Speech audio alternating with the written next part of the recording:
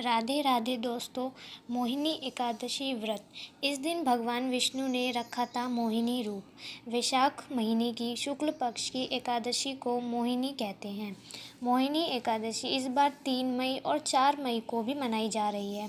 द्वादशी के दिन एकादशी का पारण किया जाता है। कहते हैं कि विष्णु भगवान समुद्र मंथन के समय देवताओं को अमृत का पान कराने के लिए मोहिनी रूप धरा था। इसी वजह से इस एकादशी को मोहिनी एकादशी कहा जाता है। ऐसी मान्यता है कि यह एकादशी सभी पापों को दूर कर अंत में मोक्ष प्रदान करती है। इस व्रत के प्रभाव से मनुष्य सभी दुखों से दूर होकर अंत में वैकुंठ धाम को जाता है। इस दिन सच्चे मन से भगवान विष्णु की आराधना करनी चाहिए।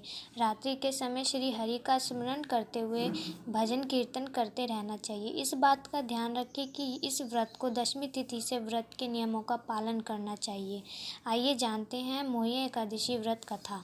सरस्वती नदी के किनारे भद्रावती नाम का एक नगर था, जहाँ पर एक धनपाल नाम का वैश्य रहता था, जो धन धान्य से परिपूर्ण था। वह सदा पुण्य काम में ही लगा रहता था। उसके 5 पुत्र थे। इनमें सबसे छोटा धृष्ट बुद्धि था।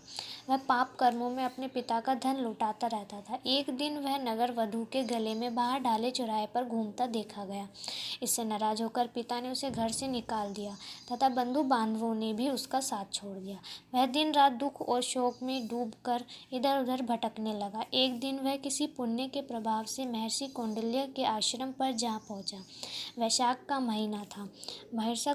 महर्षि कौंडिल्य गंगा में स्नान करके आए थे। दृष्ट बुद्धि शोक के भार से पीड़ित हो मुनिवर कौंडिल्य के पास गया और हाथ जोड़कर बोला, ब्राह्मण द्विजश्रेष्ठ, मुझ पर दया कीजिए और कोई ऐसा व्रत बताइए जिसके पुण्य के प्रभाव से मेरी मुक्ति हो।